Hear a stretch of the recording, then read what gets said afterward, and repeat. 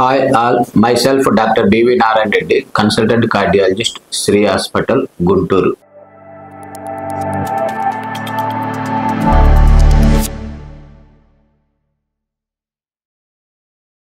Today I am going to speak something about homocysteine. అంటే homocysteine అంటే అర్థం ఏమిటి? homocysteine లెవెల్స్ మన బ్లడ్ లో ఎక్కువగా ఉన్నప్పుడు ఎటువంటి ప్రాబ్లం రావడానికి ఆస్కారం ఉంది? homocysteine లెవెల్స్ ని తగ్గించడానికి ఏదైనా పరిష్కారం ఉందా అనేది ఇప్పుడు మీ ముందు మాట్లాడటానికి వచ్చాను. రీసెంట్ గా ఒక 1 month back 30-year-old male patient emergency room కు రావడం జరిగింది చెస్ట్ పెయిన్ తోటి.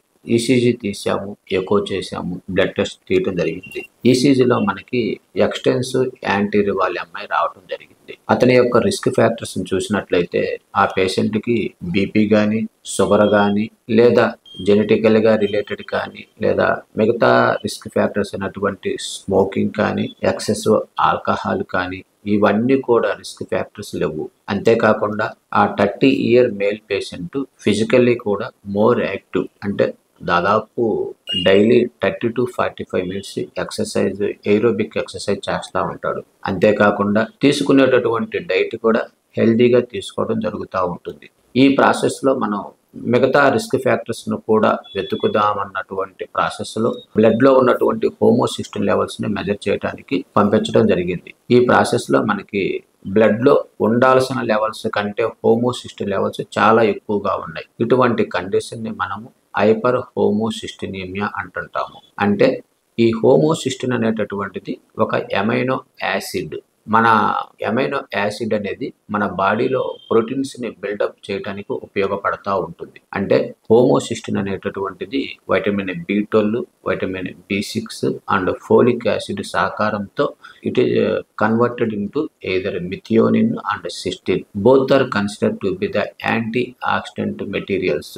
ఈ యాంటీ ఆక్సిడెంట్ ఎక్కువగా ఉన్నప్పుడు మన బాడీలో ఉన్నటువంటి ఇన్ఫ్లమేషన్ తగ్గించడానికి, అంతేకాకుండా ఈ మిథియోనిన్ అండ్ సిస్టిన్ అనేటటువంటిది మిగతా ప్రోటీన్స్ ని బిల్డప్ చేయడానికి ఆస్కారం ఉంటుంది. అంతేకాకుండా ఏజ్ ఎక్కువయ్యే కొన్ని ఎల్డర్లీ ఇండివిడ్స్ లో కూడా ఈ హోమోసిస్టిన్ లెవెల్స్ అనేటటువంటి మన బ్లడ్ లో ఎక్కువగా ఉండటం ఆస్కారం ఉంటుంది. కిడ్నీ ప్రాబ్లం ఉన్నటువంటి వాళ్ళకి కానీ, లేదా థైరాయిడ్ డిస్ఫంక్షన్, అంటే థైరాయిడ్ తక్కువ లెవెల్స్ లో ఉండడం, లేదా ఎవరైతే ఎక్సెసివ్ స్మోకింగ్ చేస్తారో అటువంటి వాళ్ళలో ఈ హోమోసిస్టిన్ అనేటటువంటి ఎమైనో యాసిడ్ అధిక మోతాదులో ఉండటానికి ఆస్కారం ఉంటుంది.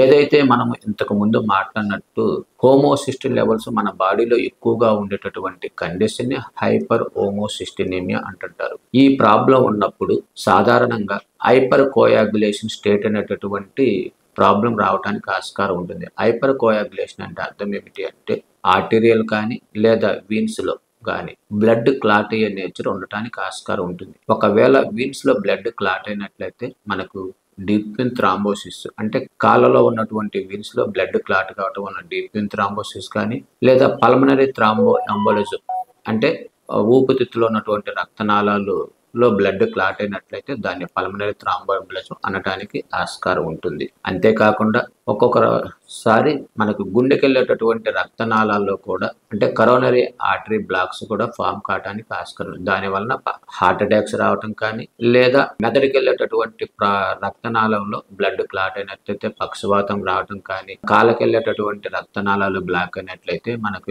ఎక్యూట్ లింబ్ ఇస్కీమియా, సడన్ గా కాలు పడిపోయినట్టు అనిపించడం కానీ, లేదా నల్లగా మారటం కానీ, అంటే గ్యాంగ్రీన్ రావటం కానీ ఆస్కారం ఉంటుంది. అంతేకాకుండా ఈ హోమోసిస్టిన్ లెవెల్స్ చాలా ఎక్కువగా ఉన్నట్లయితే ఆల్జీమర్స్, అంటే డిమెన్షియా లేదా ఆల్జీమర్స్ అనేటటువంటి ప్రాబ్లం చాలా ఎర్లీ స్టేజ్ లోనే రావడానికి ఆస్కారం ఉంటుంది. అంతేకాకుండా ఈ హోమోసిస్టిన్ లెవెల్స్ ఎక్కువగా ఉన్నట్లయితే మనకు పెరిఫెరల్ న్యూరోపతి, అంటే కాళ్ళు తిమ్మిర్లుగా ఉండటం కానీ, లేదా ఒక్కొక్కసారి కాళ్ళు తడబడినట్టు ఉండటం కానీ జరుగుతూ ఉంటుంది. అంతేకాకుండా ఈ హోమోసిస్టిన్ లెవెల్స్ ఎక్కువగా ఉన్నట్లయితే మనము త్వరగా అలసిపోవటం కానీ, లేదా గుండెకు సంబంధించినటువంటి దడ రావటం కానీ, గుండెకు సంబంధించినటువంటి ప్రాబ్లమ్స్ చాలా ఎక్కువగా రావడానికి ఆస్కారం ఉంటుంది.